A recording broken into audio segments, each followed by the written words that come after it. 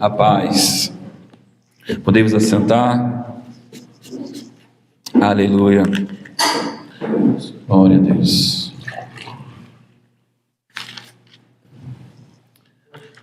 Glória a Deus. Vai colocar um fundinho? Amém. Nós temos como texto principal, chave, 1 Samuel, capítulo 10. Vamos ler o texto, que é o texto desse momento que a gente está tendo com Deus, amém? 1 Samuel capítulo 10, verso 8 a 9.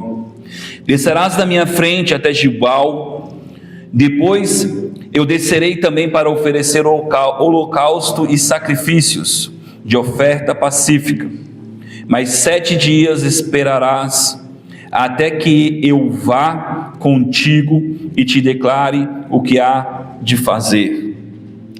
Toda vez que a gente lê na Escritura, e a gente vê a palavra 7, fala de um tempo que é necessário para que algo aconteça na nossa vida, um ciclo fechado, um número da perfeição. E aqui o profeta está liberando uma palavra e dizendo: espera por esse ciclo, por esse tempo, que algo vai acontecer. Ele diz assim: virando Saul as costas para se afastar de Samuel, Deus lhe mudou o coração em outro, e todos aqueles sinais que aconteciam naquele mesmo dia. Tem uma versão que fala que ele ficou cheio do Espírito Santo, né? Continuando aqui, chegando eles a Gibeá, um grupo de profetas lhe saiu ao encontro, e o Espírito do Senhor se apoderou de Saul, e ele profetizou no meio deles. Saul, ele era um homem bonito, um homem belo, ele se sobressaía em estatura. Então ele por si só, ele já era alguém que tinha uma beleza natural, e todos olhavam para ele e diziam: lá vai um homem diferente, um homem que tem futuro, um homem que tem expectativa. Todas as vezes a gente olha para uma pessoa e consegue perceber qualidades e dons, e a gente consegue projetar essa pessoa no futuro e dizer: essa pessoa vai ser um grande jogador de futebol, essa pessoa vai escrever livros, essa pessoa vai ser um bom pai. E a gente consegue fazer isso com várias pessoas, sim ou não? Saul era um homem que foi aclamado pelo povo.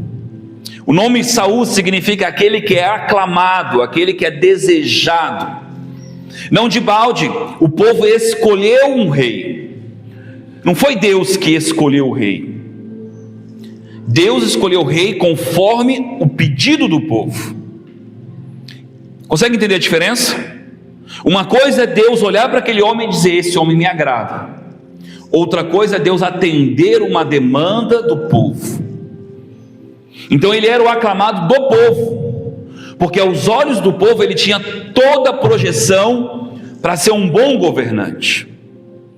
Mas antes de Deus dar esse rei para o povo, Deus já disse: ele será como os outros reis, porque vocês pediram assim. Consegue entender isso? Existe uma diferença entre você ter um coração igual ao coração de Deus, conforme o governo de Deus, e você ter um coração como um homem governando. Esse homem, ele foi cheio do poder de Deus e já começou a profetizar de instantâneo, por causa da glória de Deus. Mas a gente conhece a história e percebe que Saul, ele foi um rei mau para Israel. Sim ou não? Como é que alguém que aos olhos de todos tinha toda a possibilidade de ser alguém que reinasse, a sua família fosse eternamente em Israel rei, sempre tivesse alguém na sua linhagem? Como é que alguém tão especial, com a sua fisionomia de família, escolhido pelo povo, poderia ter um futuro assim? Como é que alguém que recebe uma porção de Deus, que capacitava ele para governar, falha? Como? Alguns que são binários, Porque a gente hoje vive numa sociedade binária. Não era de Deus, não era poder de Deus, era do diabo. O texto é muito claro: e o Espírito do Senhor veio sobre ele. Então o que capacitava ele? Diga, Deus. Mas por trás do Espírito de Deus existia um homem, existia uma estrutura, existia um passado, existia ali uma formação, um escrito de dívida, existia uma descendência que veio antes dele, uma ascendência que veio antes dele. As escolhas de Saul trouxeram um dano para a sua descendência. Como alguém que de instantâneo ao receber o poder de Deus, começa a profetizar, tão cheio de Deus, deixa um legado desse.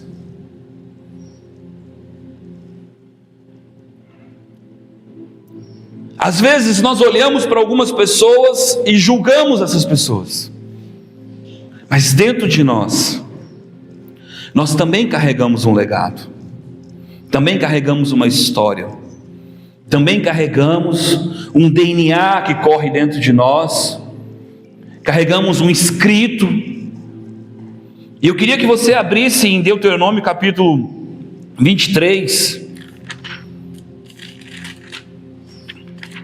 porque Deus, Ele colocou no meu coração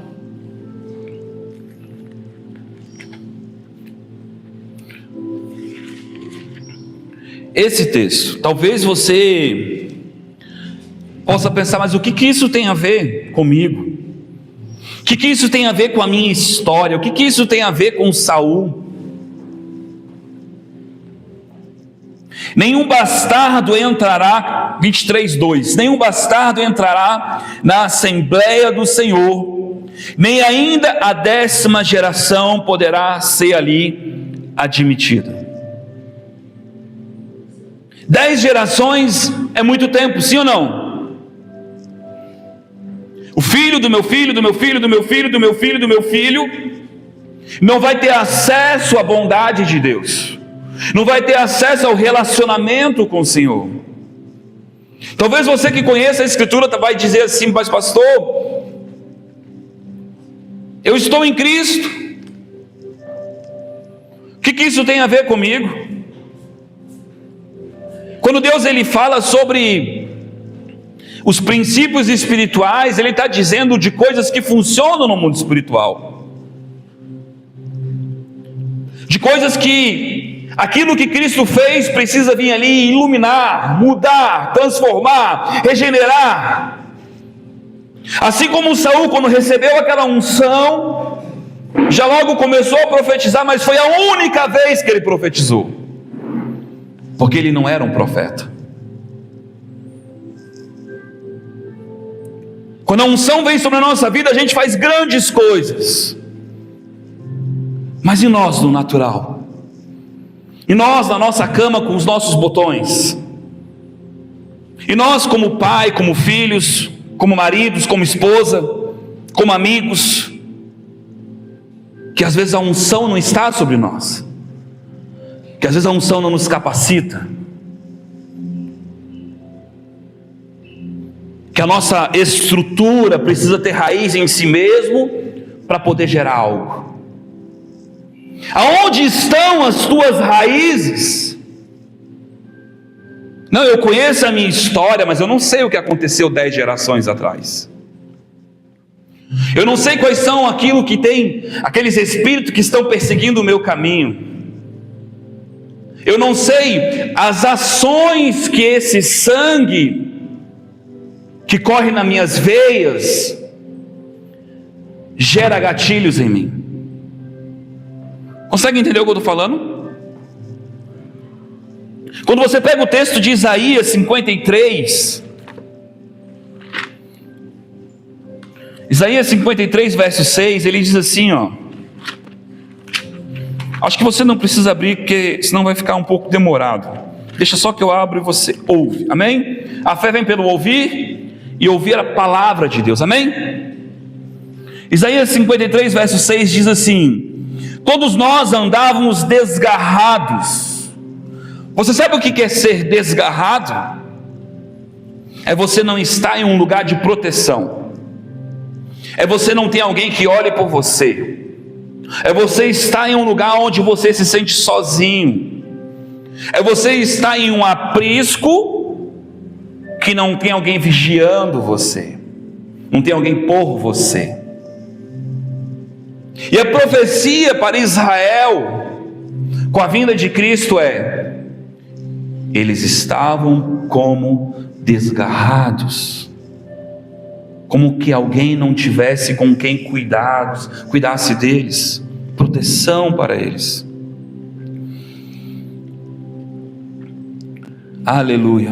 Todos nós andávamos como desgarrados, como ovelhas, cada um se desviava pelo seu caminho.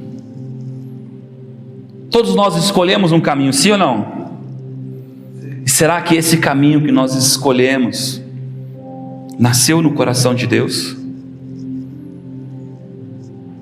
Será que nós ainda estamos sendo reativo por causa do desgarrado, por causa da ausência da paternidade de Deus, por causa da ausência da paternidade de um pai de fato, de alguém que nos ensinou e nos deu a direção e o caminho? Porque quando nós não temos uma direção e um caminho, nós escolhemos o caminho. E normalmente aquele que está em perigo, ou se sente desprotegido, ele vai criar mecanismos para se proteger. E toda pessoa que está buscando proteção, ela não consegue de fato enxergar longe, porque ela está sempre olhando para si. Você pega duas crianças, uma criança que sempre foi motivada pelo pai, que foi empurrada pelo pai, e uma criança que sempre foi trabalhada pelo medo. Uma vai ter confiança, porque ela sabe que o caminho é fazer. A outra vai ficar com medo, porque sobre ela está o medo do erro, o medo da crítica, o medo de como vão me ver, o medo de o que vão falar de mim. A orfandade, ela traz sobre nós um peso sobre as nossas escolhas, que nós estamos sempre buscando ser aceito, sempre buscando a aceitação daqueles que nos olham. Quando nós agimos, nós não agimos de fato pelo aquilo que nós pensamos de fato, mas nós estamos sempre preocupados. Será que vão gostar? Alguns, quando estão nesse sentimento, eles estão sempre na atividade, porque quem está ativo, nem sempre está ativo porque ama a Deus, mas porque não quer ser rejeitado, não quer ser colocado de lado. Mas também há aqueles que estão na atividade, porque eles viveram sozinhos e agora eles querem provar que sozinhos eles dão conta. E Saul foi um homem assim.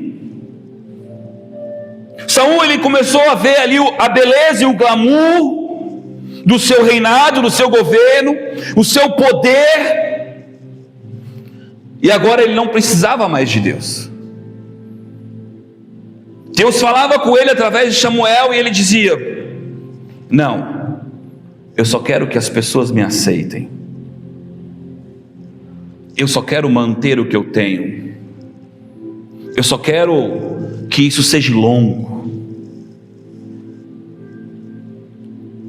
Eu não sei quem é você hoje, eu não sei se você ama o seu ministério, se você ama a sua família, e nada disso é errado.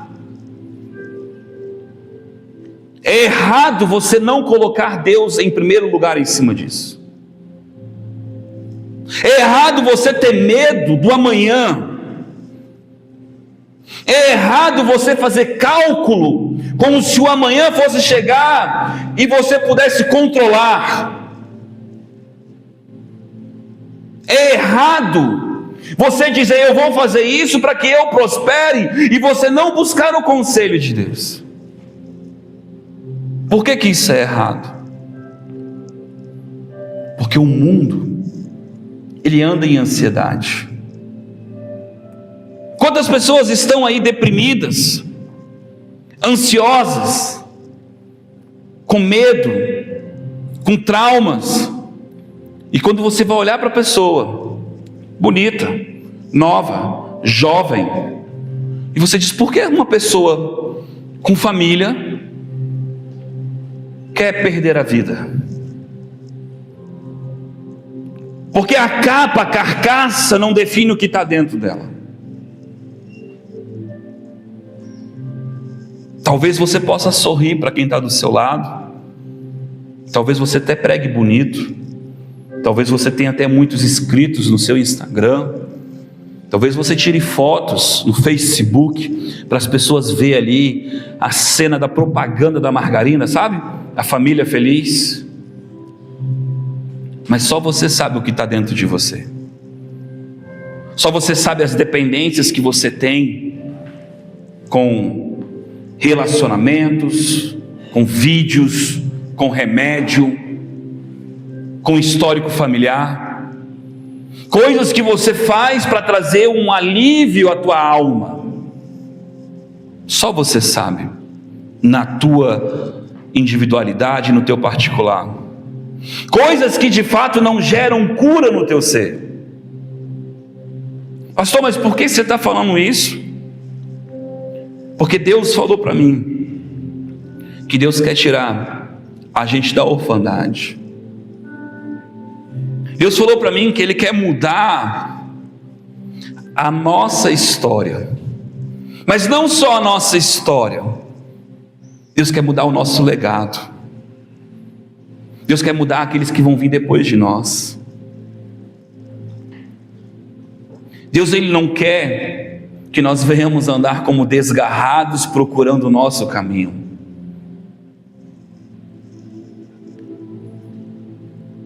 Ele quer nos fazer filho de fato. Só que quando a gente fala: eu sou filho de Deus, será que quando você ora você acha que você é filho mesmo? Ou você só fala isso porque todo mundo quer ouvir isso de você, porque está na Bíblia? Consegue entender a diferença? Tem pessoas que falam assim: não, eu sou filho de Deus, a Bíblia diz que eu sou filho de Deus. Mas e você? Dentro do teu ser você acha que é filho mesmo? Quando você dobra o teu joelho, o teu papai está ali contigo? Ou você está com medo da condenação, com medo dele te culpar, com medo dele te julgar, com medo de você errar? Eu não posso errar, meu pai vai me punir. Consegue entender? Todo filho órfão, todo filho desgarrado, todo filho bastardo, ele carrega sobre ele um medo, uma culpa. Mas sabe o que é interessante? Pensa comigo, que culpa tem alguém de ser abandonado? Não é interessante isso? Uma pessoa que foi abandonada pelo erro de um pai, do erro de uma mãe, uma pessoa que não sofreu o cuidado, não recebeu o cuidado, agora ela sofre as consequências de outra pessoa. Quando nós olhamos isso, nós achamos absurdo isso. Sabe o que Deus fala? Que Ele é vingador do filho bastardo.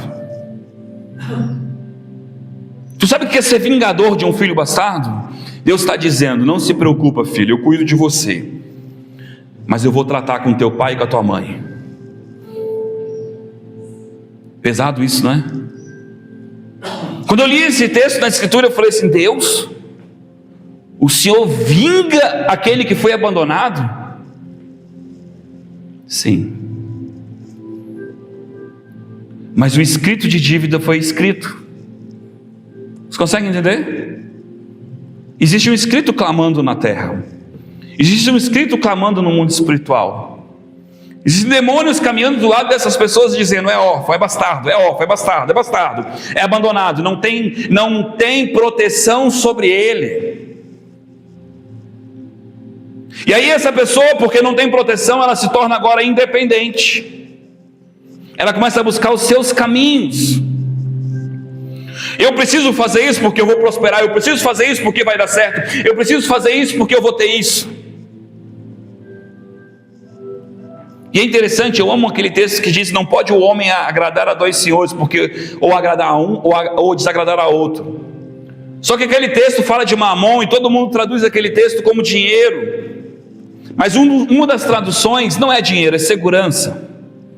E eu prefiro muito mais essa tradução, sabe por quê? Porque muitas coisas trazem segurança.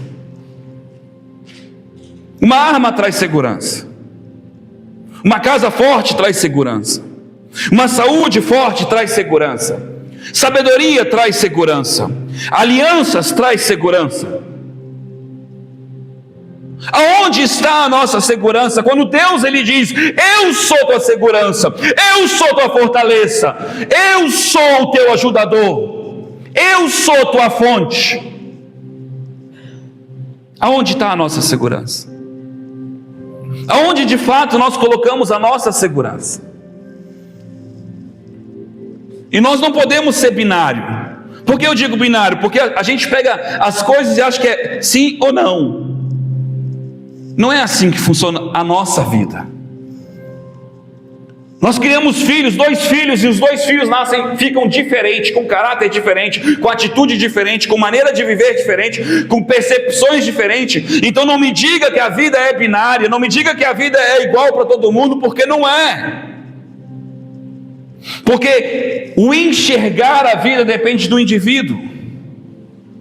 Como ele enxerga, como ele recebe aquilo. Você entende o que eu estou falando? Mas sabe de uma coisa? A Escritura diz que ainda que a tua mãe te abandone, ainda que o teu pai te abandone, eu não te abandono. Deus não te abandona. Deus não te deixa sozinho. Pastor, mas e por que eu me sinto sozinho? Porque em muitos momentos eu tenho insegurança nas minhas escolhas, eu tenho medos.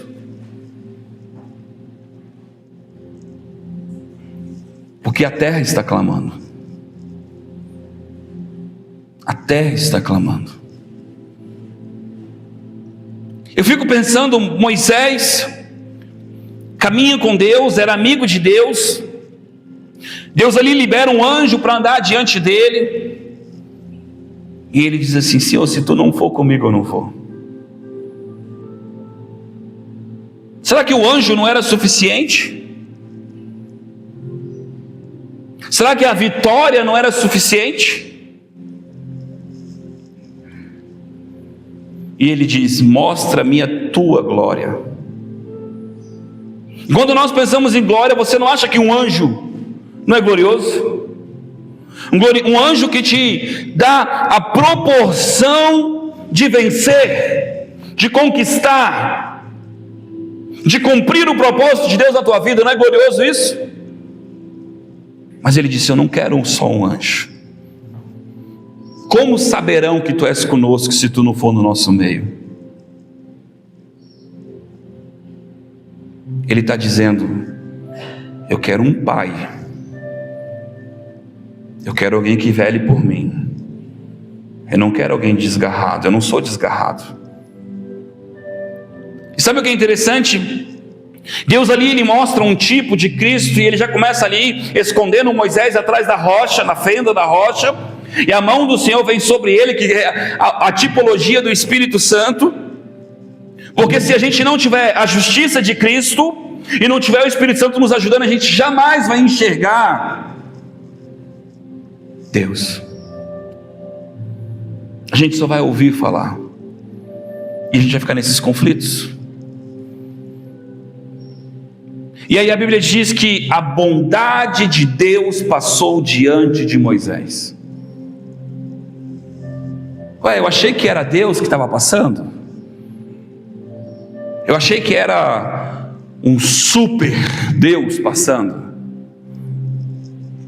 Glória, poder, unção, fogo. A bondade de Deus.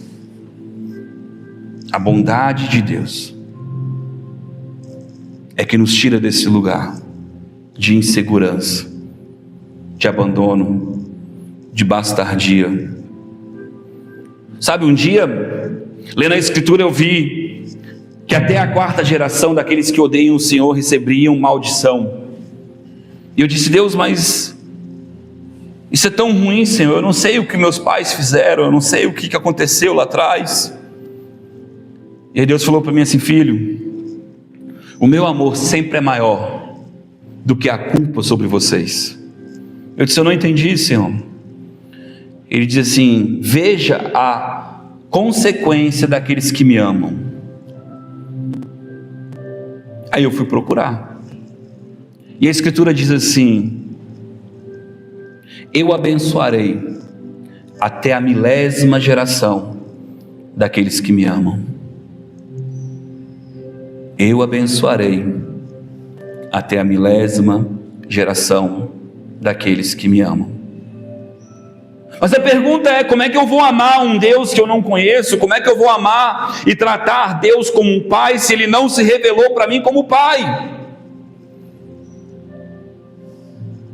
Eu estou aqui buscando agradar, eu quero fazer, eu quero ser aceito por Ele.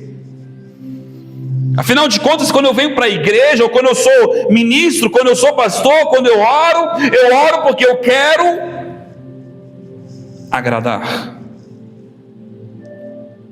Mas a gente esquece que Moisés só conseguiu enxergar porque tinha a fenda. A fenda representa a justiça, o cumprimento, aquilo que foi feito. E a Bíblia diz que Deus agradou o moê-lo. Deus se satisfez, não no fato de ver alguém machucado, mas no fato de ver alguém que pagou, cumpriu, não tem mais dívida. O Espírito Santo faz você enxergar aquilo que você não consegue enxergar de forma mental. Ele vai te levando ao conhecimento de quem é Cristo, do que Cristo fez por você, do que Ele conquistou para você. Mas, pastor, em Provérbios capítulo 3, a Bíblia diz que Ele nos corrige. Sim ou não? Só que a Bíblia diz assim: Ele corrige quem Ele ama. Se Deus está te corrigindo é porque Ele te ama. Em Hebreus capítulo 12, verso 7, diz que a disciplina do Senhor. Eu queria abrir esse texto em Hebreus. Em Hebreus, esse texto ele fala assim, ó: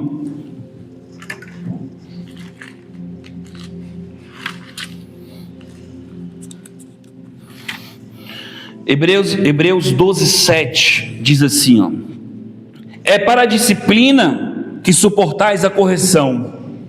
Deus vos trata como filhos. Pois que filho há a quem o pai não corrige? Se porém estáis sem disciplina, da qual todos são feitos participantes, sois bastardos. Sabe o que é uma disciplina? É uma correção de caminho. É um arrependimento, como nós estávamos falando ontem. É quando você corrige a sua rota. Agora a pergunta é: chega para uma criança, acordou de manhã, oferece um pirulito, o que ela vai fazer? Ela vai querer comer, sim ou não? Agora vamos fazer o contrário. Ela está gripada, extremamente gripada, e ela de manhã ela fala assim: pai, deixa eu tomar sorvete. O que você como pai vai fazer? Vai corrigir o caminho dela. Filha, filho, não pode, a gargantinha está inflamada. Ah, papai, eu quero tomar sorvete. Por que eu não posso? Todo mundo está tomando. Ela se sente como? Disciplinada. Traz tristeza para ela. Naquele momento talvez ela se sinta até não entendida e não compreendida. Agora a correção, ela vem para o nosso bem. Ela vem por causa do amor de Deus por nós, para que a gente não se perca.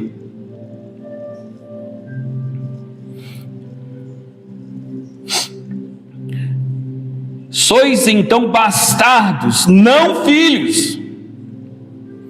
Além disso, tivemos nós pais humanos, os quais nos corrigiam e respeitávamos. Não nos sujeitamos muito mais ao Pai dos Espíritos para vivermos. Quer viver? Viver bem? Se sujeite a Deus. Deus não vai te tratar como um objeto. Consegue entender isso? Apesar que alguém que tem um objeto e trata aquilo como um valor, cuida, sim ou não? Sim ou não? E sabe qual é o seu valor? Cristo. Você acha que Deus te trata mal? Ele deu o seu único filho. Quanto custa o teu único filho? Quanto custa o teu único filho? Agora ele deu um filho perfeito. Qual é o nosso valor? Não tem como quantificar isso. Se nós entendêssemos o preço que foi pago por nós, nós não andávamos cabisbaixo e nem como bastardos. Porque tudo que o inimigo quer fazer é mudar a nossa mentalidade a esse respeito. Pastor, mas e como é que eu cancelo essa dívida? Simples. Confessa isso diante do Senhor. Lança sobre o Senhor isso. Aceita que você é filho. Sabe, tem um texto aqui em Efésios capítulo 1, que ele diz assim, ó. Não precisa abrir não. Efésios capítulo 1, verso 4, diz bem assim, ó. Pois ele nos elegeu nele antes da fundação do mundo. Quando? Antes da fundação do mundo. Foi hoje? Foi porque você agiu bem? Foi porque você tinha uma boa performance?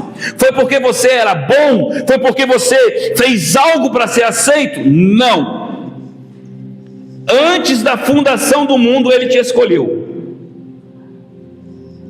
Você entende isso? Pois ele nos elegeu antes da fundação do mundo para sermos santos. Sabe quando a palavra diz santo, todo mundo acha que é não ter pecado. Pastor, foi isso que eu aprendi. Sabe o que é algo santo? É algo que não tem mistura. Você precisa entender que você é um espírito com o Senhor. Você precisa entender que a tua mente é a mente de Deus. Você precisa entender que em você flui Deus, a essência de Deus. Isso é ser santo, é ser separado no Senhor. Será que você entende que a tua alma está nele, teu coração está nele, a tua vida está nele? Será que você tem essa consciência que ele já te elegeu, já te escolheu para andar nele? Pois ele nos elegeu antes da fundação do mundo para sermos santos, irrepreensíveis diante dele, em amor. Eu achei que fosse em chicote, em vara. Em quê? Que Deus é esse que tem sido apresentado para nós? Qual é o evangelho que você tem ouvido? Qual é a boa nova que tem sido anunciada para ti? A nossa experiência de vida, a nossa forma de enxergar o mundo caída, não pode definir o nosso relacionamento com Deus. Quando o homem caiu no Éden, Deus continuou visitando o homem, porque Deus não mudou. Deus mudou? Deus deixou de amar o homem? Mas sabe o que a Bíblia diz? Que o homem temeu. Engraçado, né? Deus continuava sendo bom, continuava indo, mas o homem temeu, porque o homem olhou para si. Nós temos que olhar para o autor e consumador da nossa fé. Cristo, Ele é o autor e consumador da nossa fé. Cristo é o nosso alvo, porque Ele revela quem Deus é para nós. Em amor nos predestinou. Sabe o que é predestinar? Ele está determinando o teu futuro. Ele está determinando o teu futuro. Ele está determinando o teu futuro. Ele está determinando o teu futuro, mas Ele não está te obrigando. Deus não está te obrigando. É você que escolhe agir como um desgarrado, andando no seu caminho, ou andando no caminho de Deus. Eu amo um texto que diz assim: entrega o teu caminho ao Senhor, e Ele endireitará as veredas. Mas nós temos entregado o nosso caminho? Nós temos deixado o bom pastor pegar o cajado e nos puxar?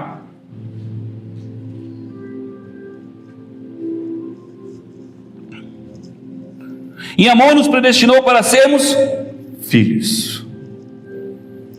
Filhos. Não bastardos. Não abandonados. Não desgarrados. Não sozinhos. Mas filhos. De adoção por Jesus Cristo. Nós não conseguimos chegar até Deus se nós não entendemos o que Cristo fez por nós. Nós não conseguimos ver Deus como Deus é sem o Espírito Santo. São só palavras. São só palavras. Se o Espírito Santo não tiver liberdade no teu ser, são só palavras. Se você não quiser receber isso, são só palavras. Pastor, mas a Bíblia diz que a palavra do Senhor não volta vazia, verdade. Sabe quando o texto diz assim: libere paz quando chegar num lugar, se aquela pessoa não receber, você recebe? Se eu estou pregando algo para você, eu estou recebendo algo também. Sim ou não? Quantas pessoas estão indo para o inferno quando Deus nunca quis que elas fossem? Para essas pessoas a palavra não teve poder?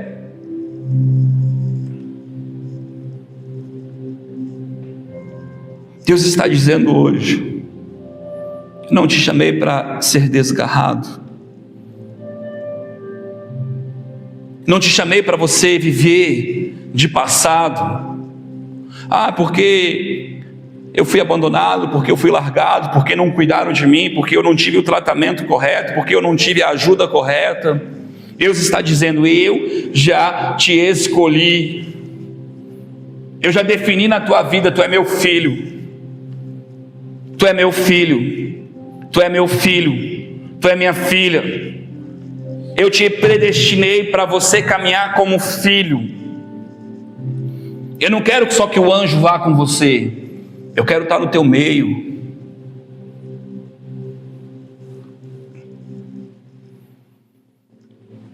Por adoção por Jesus Cristo, para si mesmo, segundo o bom propósito da sua vontade.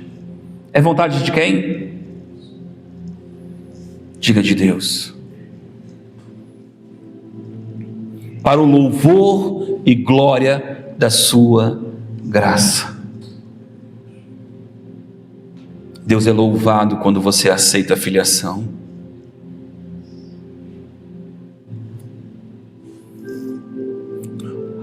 A qual nos deu gratuitamente no amado. Quanto custou para você? Porque as pessoas dizem que o evangelho é difícil? Porque elas querem dar algo para Deus, quando elas deviam aceitar.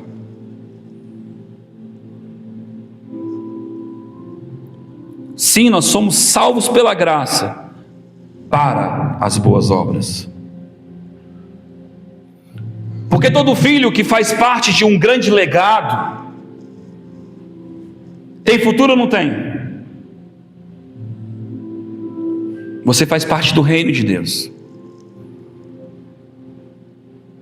Você senta à mesa do rei, come com o rei, e você cuida do que é do rei também. Sim ou não? Mas nós queremos cuidar do nosso reino e não do dele. Nós queremos ser como filhos desgarrados, andando no nosso caminho. Pastor, mas e quando é que vai se misturar a minha vontade com a vontade de Deus? Quando você entregar o teu caminho para Ele de verdade. Porque a vontade de Deus é boa, perfeita e agradável.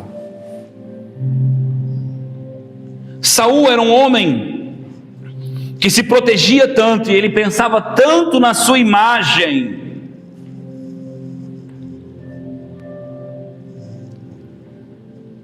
que ele não deixou ninguém matar ele. Ele tirou a sua vida.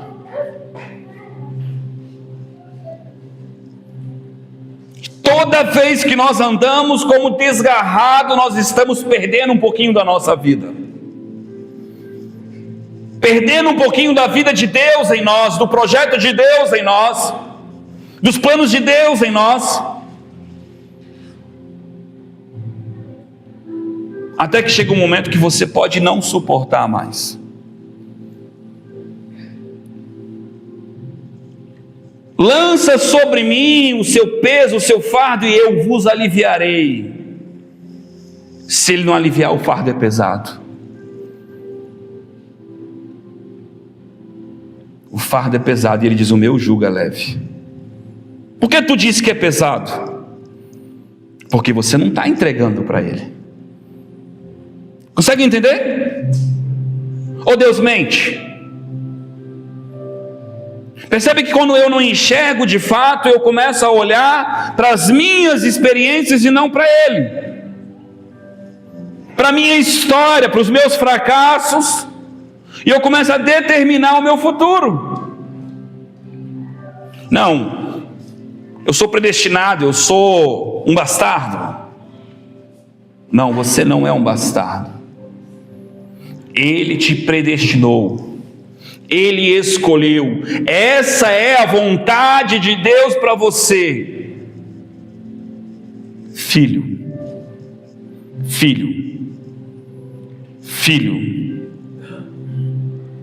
Eu não consigo imaginar um pai chegando, o meu filho chega lá em casa, sabe, eu tenho 3 filhos. Cada filho que eu tenho tem um relacionamento diferente comigo. Alguns conseguir coisas a mais do que os outros, mas eu amo os 3 igual. Por que uns conseguem mais coisas de mim do que os outros? Porque uns se aproximam mais de mim. Porque uns chegam perto de mim entendendo: é meu pai. Sabe, um dia eu ouvi um deles dizendo assim: meu pai é rico. Porque na cabeça dele, porque ele sempre me pede as coisas e eu dou para ele, eu sou o quê? Mas eu não dou para ele porque eu sou rico. Eu dou para ele porque ele é a minha prioridade. Quando nós vamos entender que nós somos prioridade de Deus, quando nós vamos entender que Deus tem prazer em nos atender, Porque aquele que se achega a Deus tem que crer que Deus existe e Ele é galardoador. Há galardão para nós, há presente para nós. Você quer presente de Deus? Você quer receber o que Deus tem para você? Como você chega diante de Deus? Com medo? Como órfão? Como bastardo? Não, porque daqui 10 anos você vai ver, apóstolo, eu vou fazer isso, eu vou fazer aquilo outro, e aí você de novo desgarrado. Esses dias eu atravessei o continente para ir em um outro lugar. Eu praticamente não gastei R$1. Mas sabe onde nasceu esse projeto? No coração de Deus. Eu nunca quis ir para aquele lugar.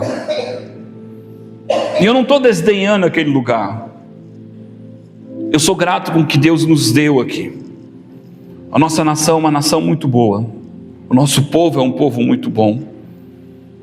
Nós temos tudo no Brasil. E a coisa mais importante na nossa vida, nós temos Deus. Como diz em Salmo 23, né? O Senhor é o meu pastor e nada me faltará. Só que esse texto, na verdade, ele diz assim: o Senhor é meu pastor e eu não terei falta dele. Não é das coisas. Será que Deus vai faltar na tua vida? O salmista diz: ainda que eu vá no mais profundo abismo, ali tu estarás.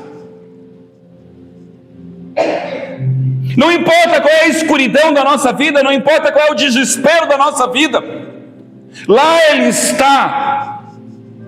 Mas será que eu consigo enxergar Ele? Sim, quando você parar de olhar para a escuridão e olhar para a luz que é Ele, porque Ele é lâmpada para os nossos pés. Mas o nosso caminho às vezes anda escuro, porque nós estamos escolhendo o nosso caminho, nós estamos prevendo o nosso amanhã. Essa semana uma pessoa falou para mim assim: não, você quer ir para aquele lugar lá, porque lá você vai ter visibilidade. Lá tem 500 mil espectadores.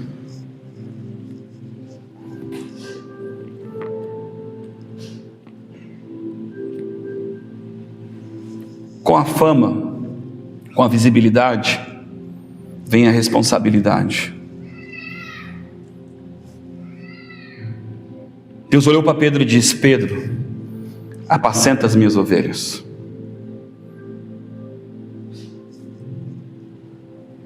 Sabe o que é apacentar uma ovelha? É protegê-la do lobo, é tirar o carrapicho, é dormir na porta da caverna, porque eles ficavam em cavernas, porque se vier um urso, se vier um lobo, você vai morrer para que a ovelha não seja morta.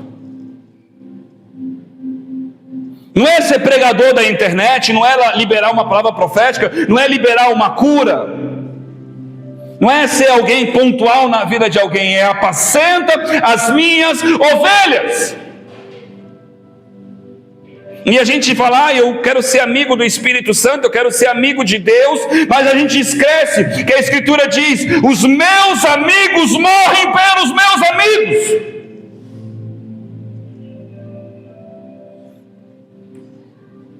Isso é o Evangelho. O Evangelho é você morrer por aquele que não merece. Sabe o que é morrer? Morrer não é literalmente morrer, porque o que nós temos mais precioso hoje é o nosso tempo. A única moeda que não tem troca, a única moeda que não volta. Você consegue voltar na manhã ontem, Ademir? Não. Você consegue voltar ontem, querida? 10 anos atrás? Passou. A velhice é uma dádiva, o passado é história. O diabo tem roubado o nosso tempo. As pessoas olham para mim e dizem: você é novo. Eu digo: não, já passaram 41 anos e o que eu entreguei para o Senhor.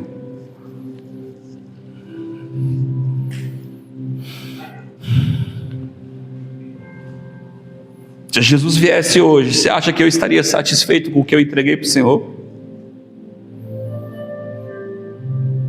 Será que eu tenho expectativa de dizer: servo bom e fiel, vem para o meu deleite? De ouvir isso?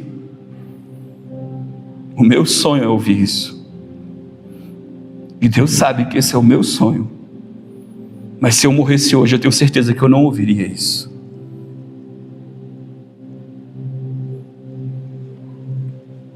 Porque prioridades, medos, angústias, traumas me paralisaram.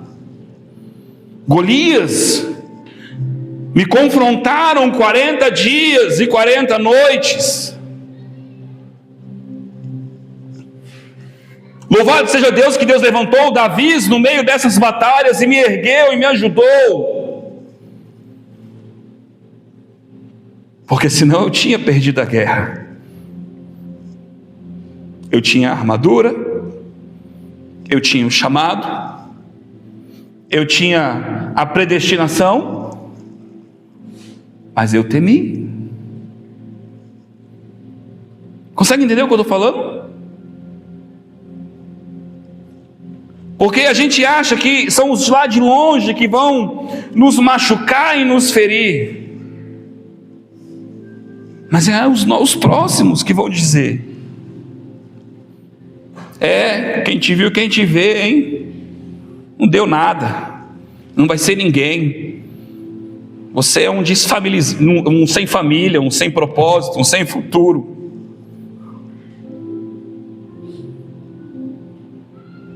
O meu sonho era ter uma família. Meu sonho era ter uma família. Perdi a família.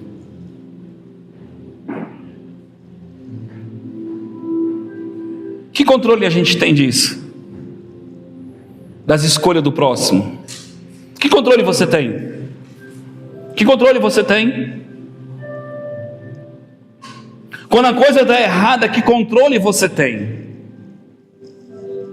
A Escritura diz: filho, você pode colocar um fio de cabelo ou acrescentar um dia na tua vida? Você pode? Por que nos frustramos? Porque as nossas expectativas não estão no Senhor.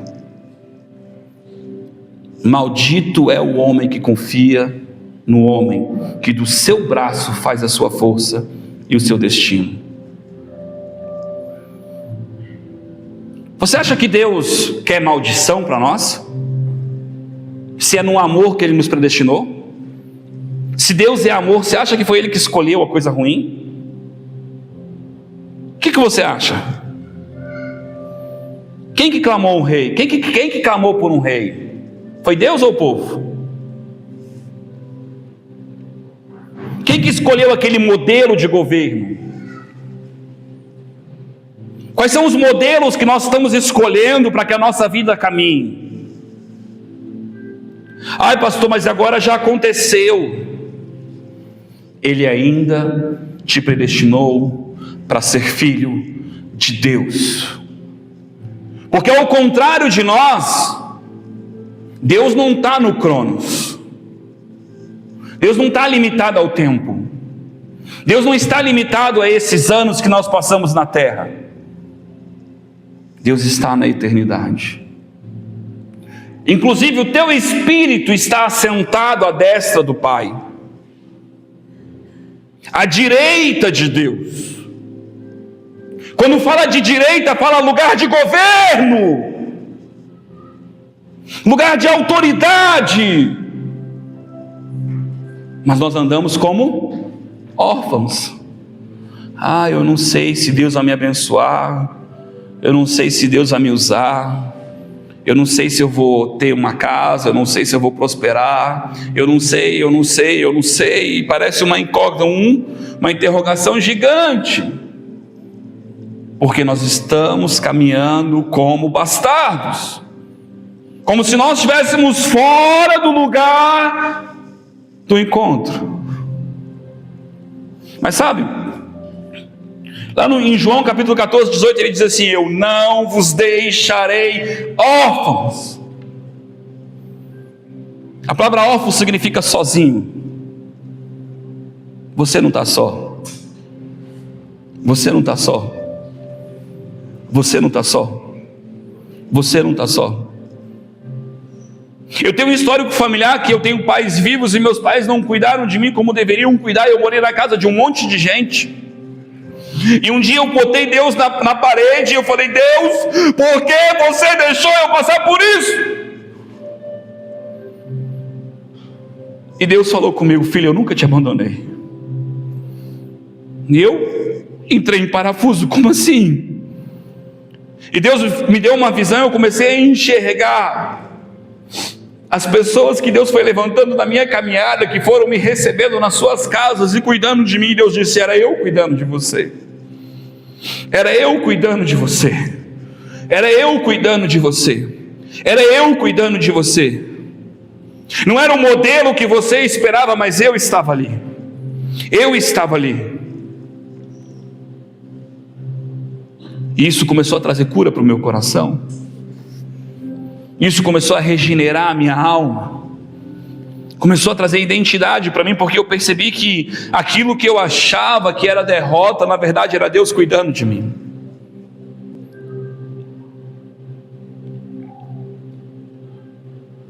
Golias ainda está desfilando diante de você, perguntando: cadê o teu Deus? E Deus está esperando você se levantar como Davi, com as ferramentas que Ele te deu.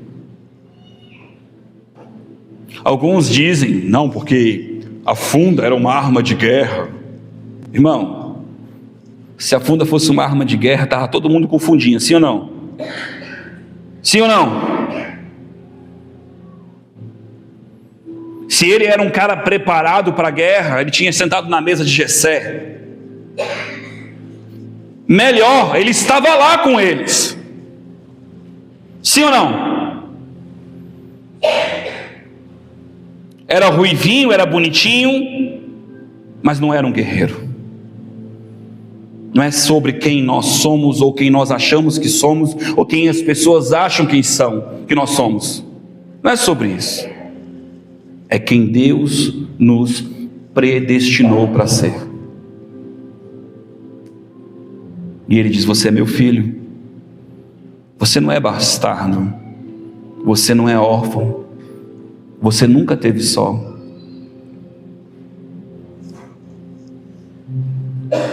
Eu não sei você, mas a minha vida hoje é muito sozinha. Eu moro sozinho, eu vivo sozinho. E a solitude, ela traz grandes desafios para a gente. E o maior deles é enxergarmos quem nós somos. Por isso que as pessoas andam ocupadas. É vídeo, é série, não sei o quê, porque elas não querem enxergar a orfandade dentro delas. Se isso não fosse um problema na humanidade, Deus não diria e não se manifestaria como o nosso Apabai. Consegue entender o que eu estou falando? Para que Deus daria um espírito que clama Apabai se você não precisa dele?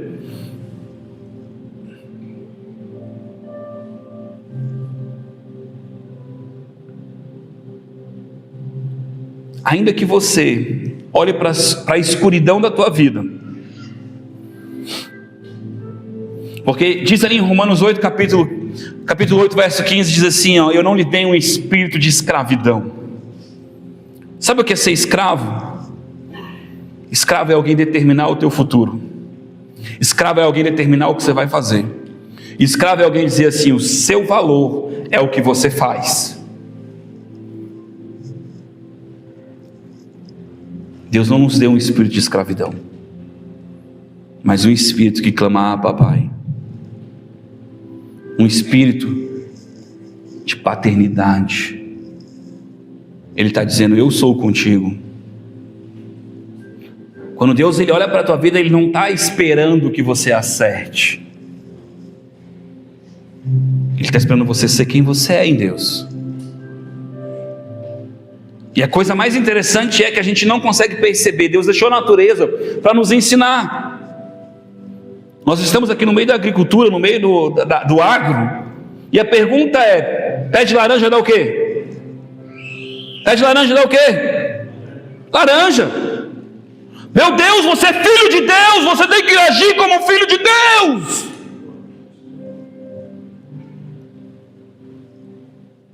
Vós não sois filhos do diabo. Filho de Deus, ele age no fruto do Espírito, não é uma obrigação, é uma natureza. Mas se eu estou agindo como bastardo, é porque eu estou longe do arraial, eu estou longe de Deus. Entre nesse lugar e fique diante dele. Esses dias eu preguei sobre o bom pastor, Jesus, o bom pastor. E quando eu fui pregar sobre aquilo, Deus falou para mim assim: estude sobre o assunto. Eu falei assim: Senhor, por quê? Deus falou assim: eu quero te ensinar algo. E de repente eu descobri que o cajado do pastor tinha duas funções. O teu cajado me consola, me puxa para o caminho, sim ou não? A outra ponta quebra a pata da ovelha. Eu falei: Jesus amado, isso vai contra tudo que o Senhor já me ensinou? Como assim quebra a ponta da ovelha, quebra a perna da ovelha? O Senhor machuca nós, o Senhor quebra nós no meio. E eu falei: Senhor, não estou entendendo. Aí Deus falou para mim assim: filho, a ovelha ela tem a natureza muito parecida com o do ser humano. Ela não tem dente canino, ela não tem chifre, ela não tem presas, ela precisa de alguém que cuide dela. E sabe uma coisa que a ovelha tem? Eu falei: não, Senhor, ela é tendenciosa a andar e seguir o bando. Quando alguém desgarra, as que estão atrás têm a tendência a seguir ela, e ela vai para perigos que ela não consegue enxergar, porque ela é limitada. Então quando eu estou resgatando aquela ali, eu não estou só resgatando ela, eu estou cuidando das outras. Eu falei: Senhor, mas não tinha um jeitinho melhor do Senhor? Ele disse: não, mas eu não quebro a pata de todos, eu quebro a pata daquela que continuamente erra. Eu disse: Senhor, mas eu ainda estou... Porque não é isso que o Senhor me ensinou. Lá em Romanos o Senhor disse que é pelo teu amor. Ele disse: calma, filho. A cura da pata da ovelha não é uma coisa assim. Aquela ovelha, ela sempre desgarrava porque ela achava que perto de mim não era um lugar de proteção, ela ia para longe. Porque ela tinha medo de mim, ela achava que podia andar no seu caminho. Eu disse: tá, Senhor, mas eu ainda não estou entendendo. Aí Deus falou: pesquisa mais. Aí eu fui pesquisar. E eu descobri que o pastor, quando ele quebra a pata da ovelha, ele coloca ela nos ombros.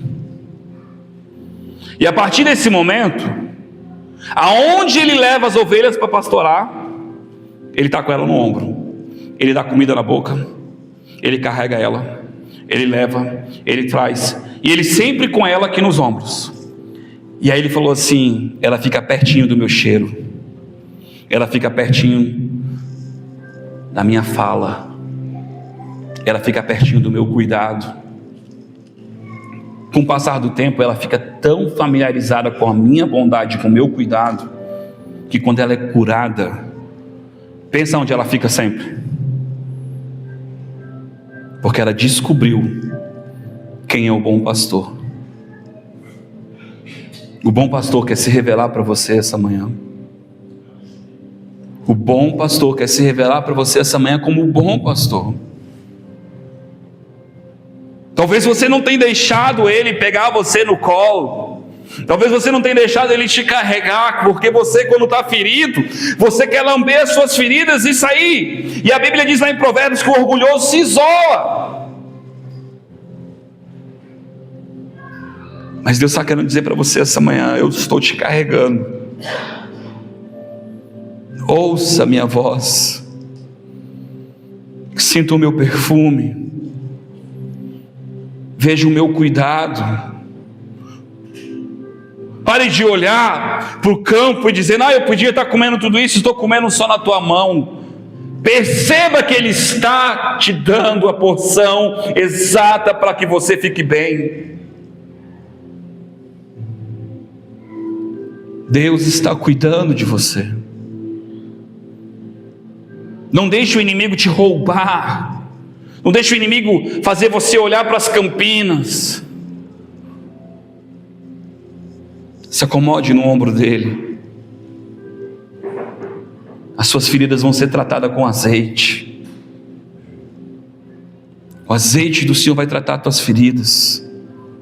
A água do Espírito vai lavar as tuas feridas.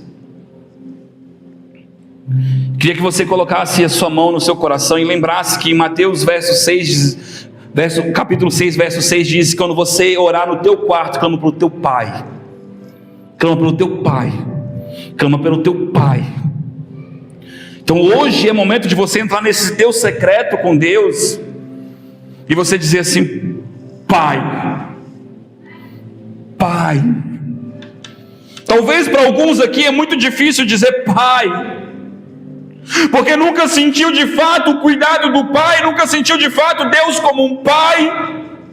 Mas Deus nessa manhã está dizendo para você: eu vou curar o teu coração, eu vou me revelar, e estou te dizendo, você não é bastardo, você não é órfão, eu sou teu Pai. Eu sou o teu Pai.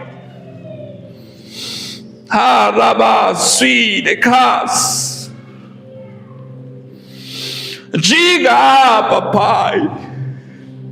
Ah, papai.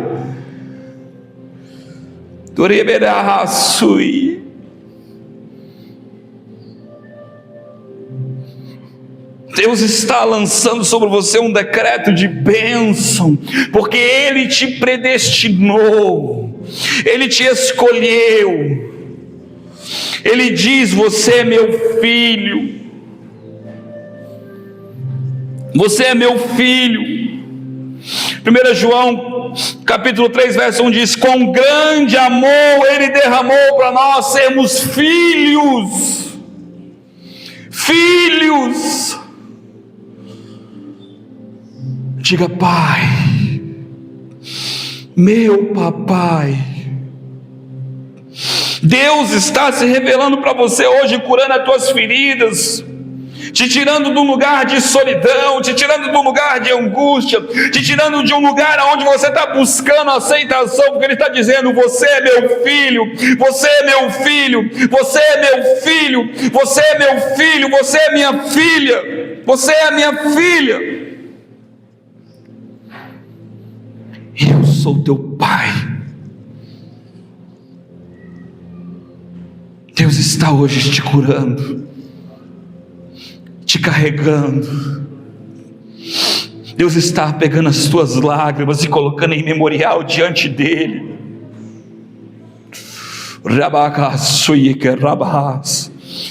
Ele nunca te abandonou, você nunca ficou só, porque você é meu filho, minha filha.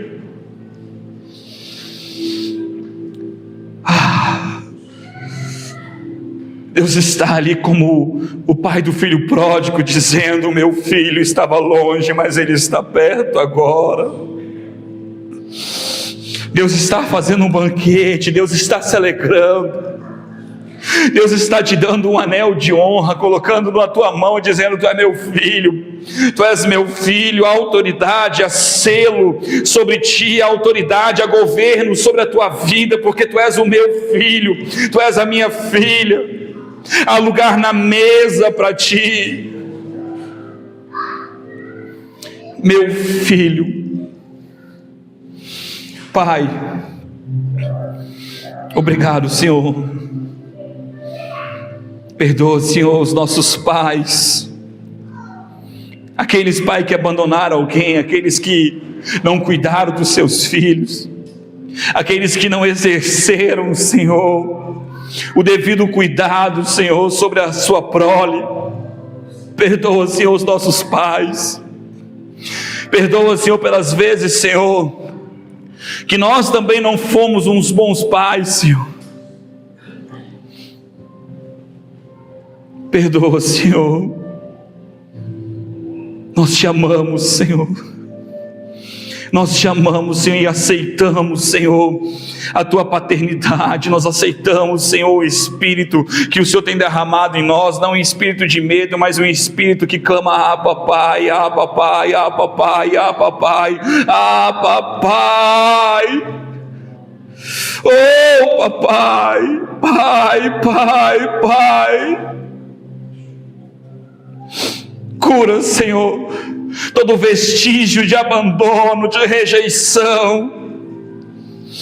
Tu não és rejeitado, porque Deus diz que Ele esteve contigo, e Ele está contigo, e Ele estará contigo até a consumação dos tempos, porque Ele te chamou para a eternidade. Para a eternidade. Teu pai, teu amigo, teu papai, teu amigo. Deus está hoje pegando na mão de pessoas e está caminhando com ela para que ela sinta o cuidado.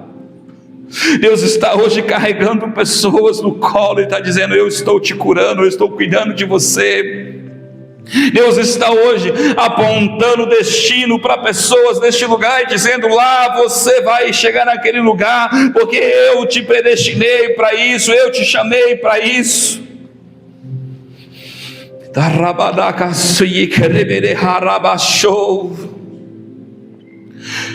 Deus está chamando os filhos para fazer coisas grandes. Nenhum pai cria um filho para coisas pequenas. Nenhum pai chama filhos para ser menor do que ele. Jesus fez a boa obra. E a Bíblia diz que Ele é a primícia, porque você vai fazer obras também. Ele é o primeiro de muitos. Ele é a primícia, você é a continuidade da obra de Cristo nessa terra. A humanidade está clamando com expectativa pela manifestação dos filhos de Deus. Pessoas estão clamando pela manifestação dos filhos de Deus. Pessoas estão gemendo no mundo espiritual, presas, aflitas pelos filhos de Deus. Ah, cadê você? Cadê você? Cadê você? Você não é bastardo. Entra no arraial, entra no arraial. Oh, tem de ousadia de entrar no santo e vive um lugar não sem sangue, no lugar onde Deus separou para o relacionamento. O véu foi rasgado e Ele diz: entra, entra, entra. Ah, Deus está recebendo um sacrifício vivo, que somos nós, a nossa vida. Amém. Você é filho de Deus. Você não é bastardo. O mundo espiritual tentou determinar sobre você, sobre a tua família, sobre a tua herança, sobre os teus filhos, que sempre seriam bastardos. Mas hoje, em nome de Jesus, Deus mudou a tua história. Deus mudou a tua herança, os teus filhos. Até a 1000ª geração dos teus filhos serão do Senhor. Não vai faltar uma geração que não tenha alguém da tua casa no altar. Todos servirão ao Senhor. Todos serão conhecidos nas regiões celestiais. Porque você ama o Senhor, porque você aceita esse amor. Nós aceitamos, Senhor, essa manhã, Senhor. Obrigado, Jesus. Amém. Deus falou no meu coração essa palavra quando eu estava vindo para cá. Deus falou para mim sobre bastardia. E eu disse: Senhor, o Senhor vai trazer um ministro de sinais, um ministro de curas, e eu vou trazer uma palavra sobre bastardia. Deus quer alinhar a nossa vida. Quando o apóstolo falou assim: pastor, você vai pregar primeiro porque você vai trazer um alinhamento para nós. Eu disse: Deus, obrigado, era a confirmação que eu precisava. Você não é órfão. Não passe a sua vida tentando ser aceito. Você foi aceito. Entende a diferença? Você não vai ser, você é filho. Você foi aceito. Deus te ama. Amém? Receba o amor do Pai essa manhã e comece a praticar. Você vai fazer uma promessa para mim. Fala todo mundo comigo: papai, papai, papai. Está para dentro ainda, irmão. Tem ninguém, não tem vizinho aqui, não tem ninguém. Papai, tu és meu pai.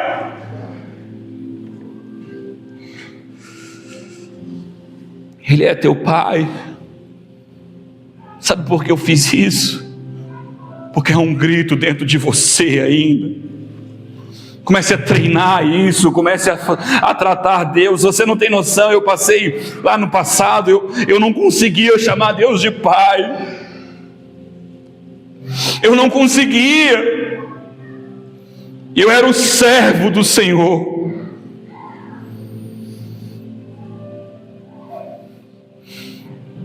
O meu Senhor. Pastor, mas isso é bíblico. Mas no meu entendimento de servo, era que eu precisava agradá-lo. A expectativa era que se eu não fizesse, ele não me dava. E um dia Deus falou assim: filho, servo não é isso. Servo é dono. Eu sou teu dono. Nós aceitamos Jesus como nosso Senhor e nosso Salvador. Ele é o teu dono. Então você não é desgarrado. Você está ligado na oliveira verdadeira, no teu dono. Você está ligado no corpo, que Ele é o cabeça da tua vida, o teu dono. Amém? Deus abençoe. Você receba essa palavra em nome de Jesus. Amém?